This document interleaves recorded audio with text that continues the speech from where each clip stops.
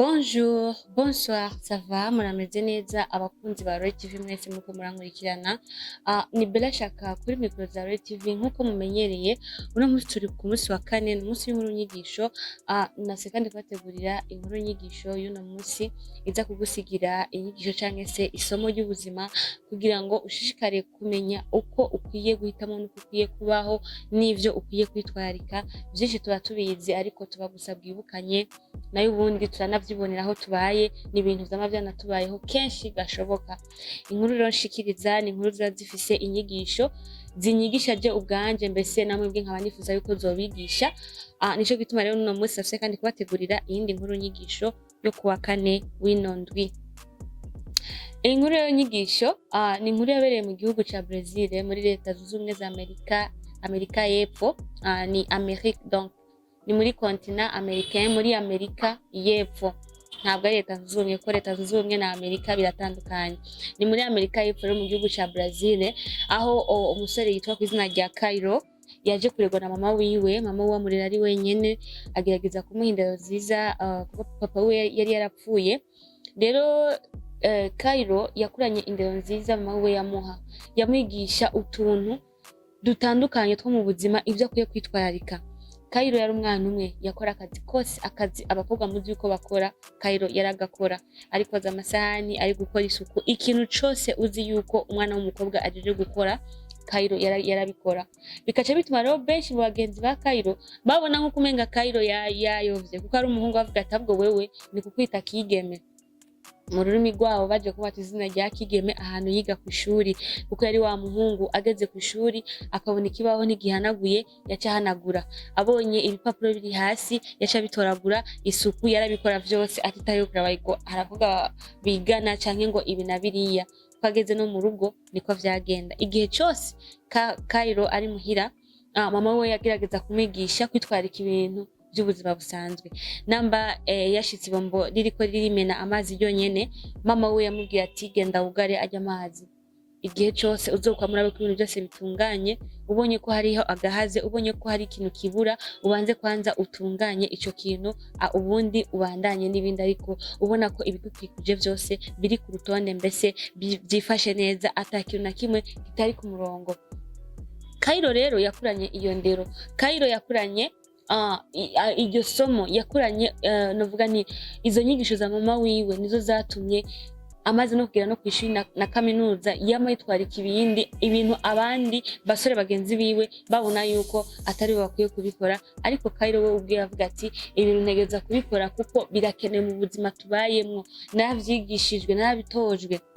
Rero aho yiga bamwita kigeme mw'ishuri, nubwo haba hari abakobwa abandi ngo bamwita kigeme, ariko we ntaco yamubwiye. Yari umuntu w'umugwaneza, nubwo uwo mutuka ntiyababara canke se ngo akwishure, oya, ahubwo yaritwengera akabandanya n'ubuzima bwiwe bwo gusehanira kuvuga ati hari aho nshaka kugera kandi ntegereza gukora ivyiza kandi yicisha bugufi ku bantu bose, abamutuka, abamubwira neza, abamubwira felicitation, abamubwira ati wakoze nabi, bose yarabashimira kuko ivyo vyose ni ibintu vyatuma Cairo akura, bikamuhereza inyigisho nyinshi z'ubuzima, bigatuma atera intambwe kuko nta kintu na kimwe yirengagiza. Umugiriye inama y'ubuzima, iyo nama yarayigenderako, iyo nama yarayikorerako, mbese iyo nama yaramwubaka igatuma ashobora gutera intambwe mu buzima, agashobora kugira ahandi hantu harengeye aho yarari. Cairo rero amaze kurangiza amashuri yiwe y'intango, araronka diplome, atangura kaminuza, bariga baraheza.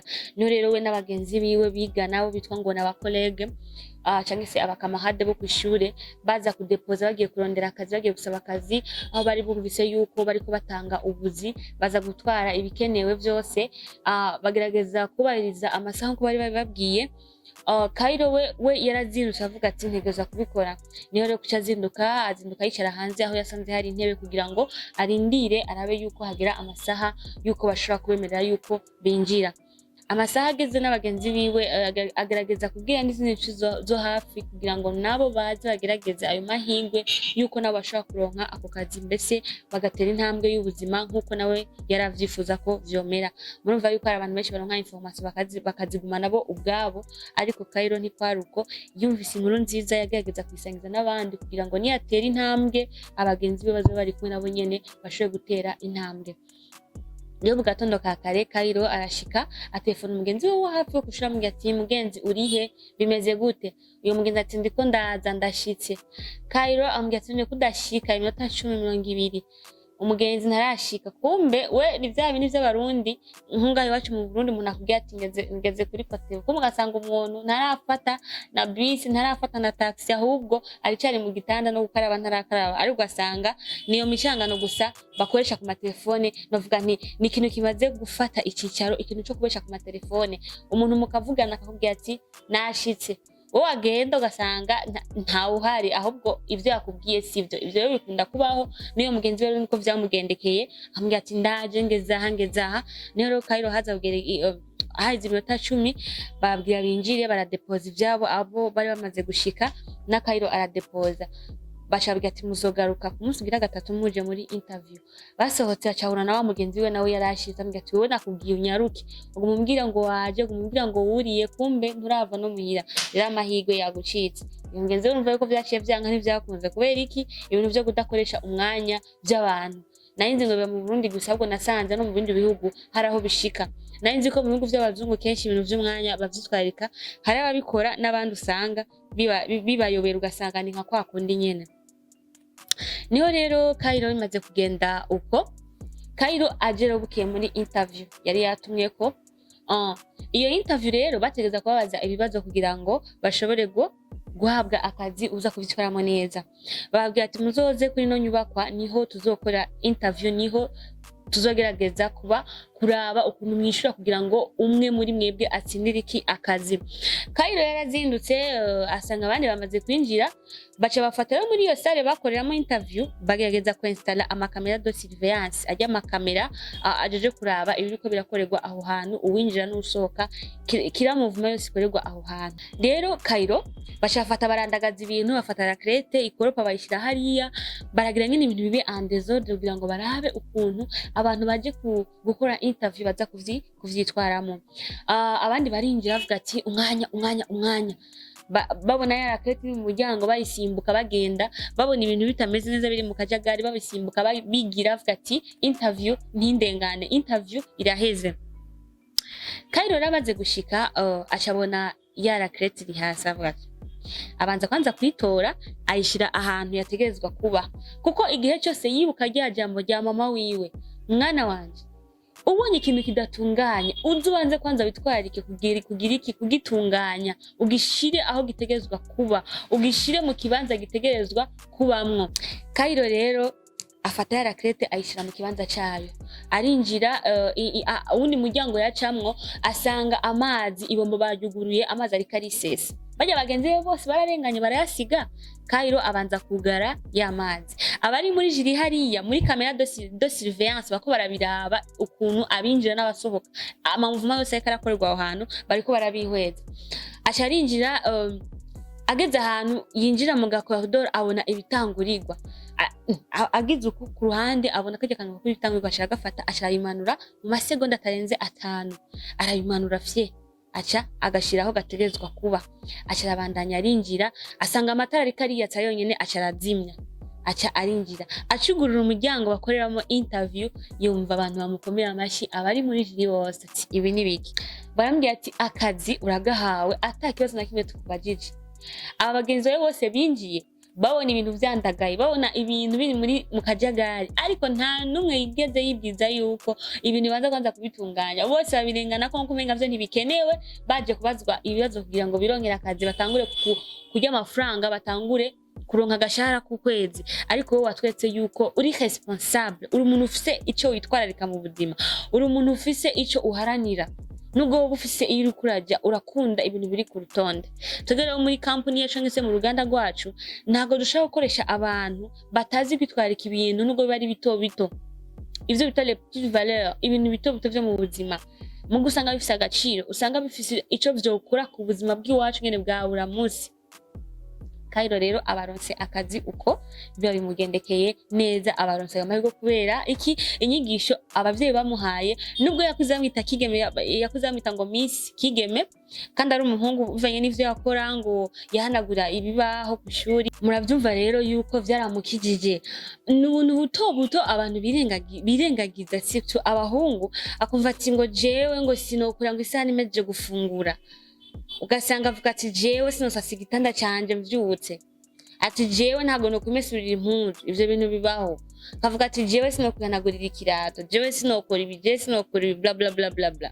Rero ni ibintu bito bito bisanzwe wobikora mbese bikazoguheza n'amahirwe yo mu buzima, kuko amahirwe yoyo umuntu arayiruka inyuma ariko yaraduhunga, ariko tugerageza kuyiruka inyuma vyanka vyakunda kugira ngo bikunde dufatishe, ariko se ibibazo vyo nivyo bitwiruka inyuma, vyo navyo bishaka bidufatishe, natwe tukabihunga tukiruka inyuma y'amahirwe.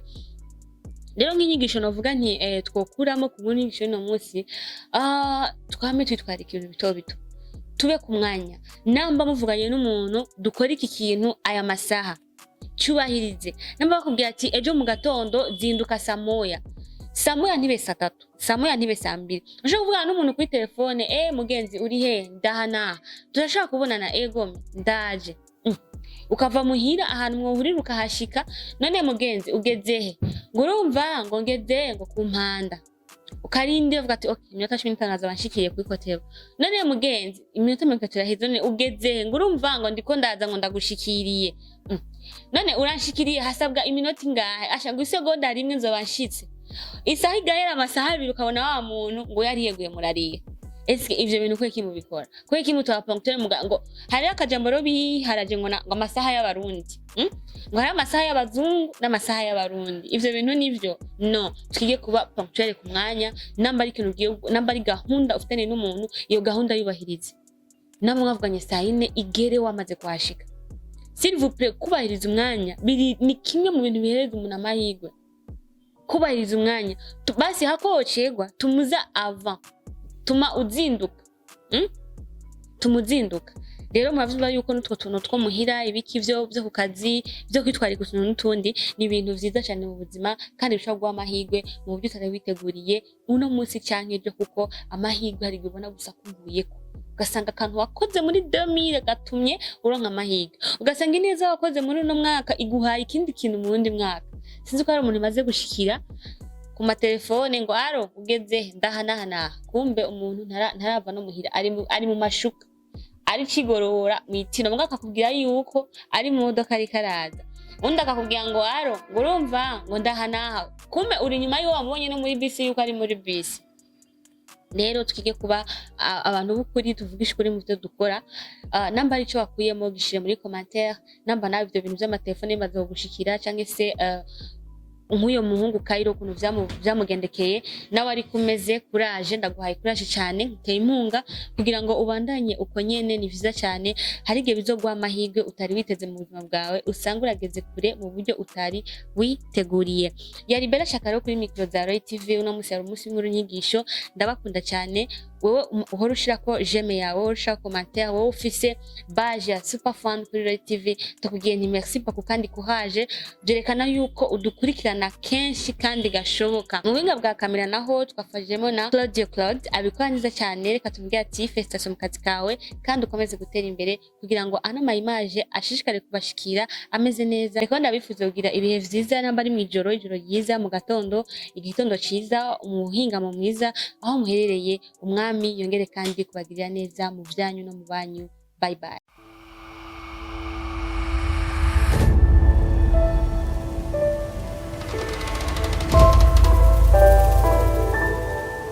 Lloyd TV.